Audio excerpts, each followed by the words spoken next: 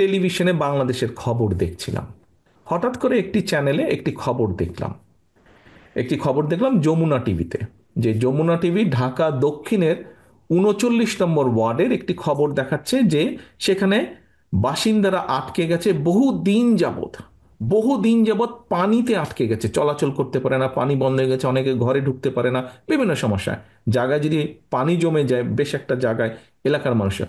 তো দক্ষিণে যেহেতু আমাদের ইশরাক মেয়র প্রার্থী ছিল, তখন বাংলাদেশ সময় প্রায় রাত 3:30টার মতন বাজে।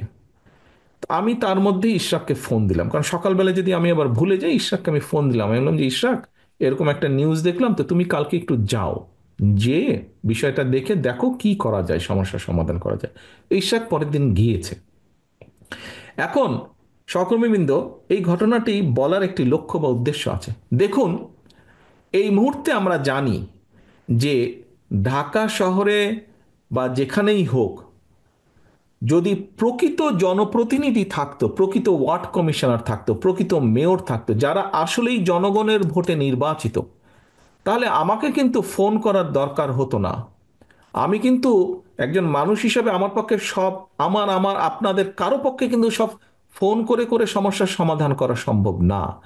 এটিকে আমাদের একটি সিস্টেমে আনতে হবে। এই সমস্যা, জনগণের এই সমস্যার সমাধানকে একটি সিস্টেমের মধ্যে আনতে হবে।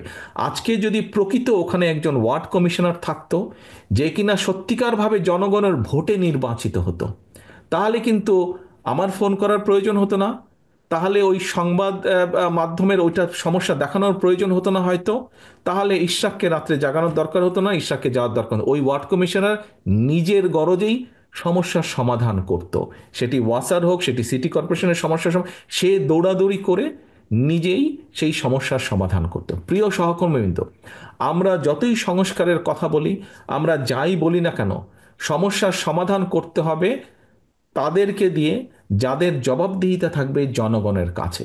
এবং এই জবাবদিহিতা যদি আমরা গড়ে তুলতে পারি, একদিনে হবে না, বাস্তবতা বুঝতে হবে, বাট পর্যায়ক্রমিকভাবে 2 বছর, 5 বছর, 10 বছর, 15 বছর, 20 বছর, 30 বছর, 50 বছরে ধীরে ধীরে আমরা আমাদের জনগণের বা দেশের অনেক সমস্যার সমাধান আলোচনা করে সমাধান করতে পারবো। এবং তখন একটি প্রসেসই তৈরি হবে, যে যেখানে সমস্যা হবে অটোমেটিক সিস্টেমের কারণে, প্রসেসের কারণে সেই সমস্যার সমাধান হবে।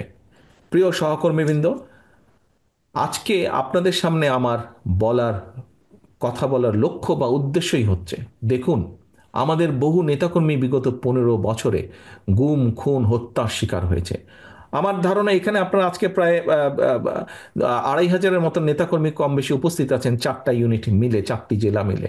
প্রায় প্রত্যেকটি মানুষ মিথ্যে মামলা বা গায়েবী মামলার শিকার হয়েছেন আপনারা।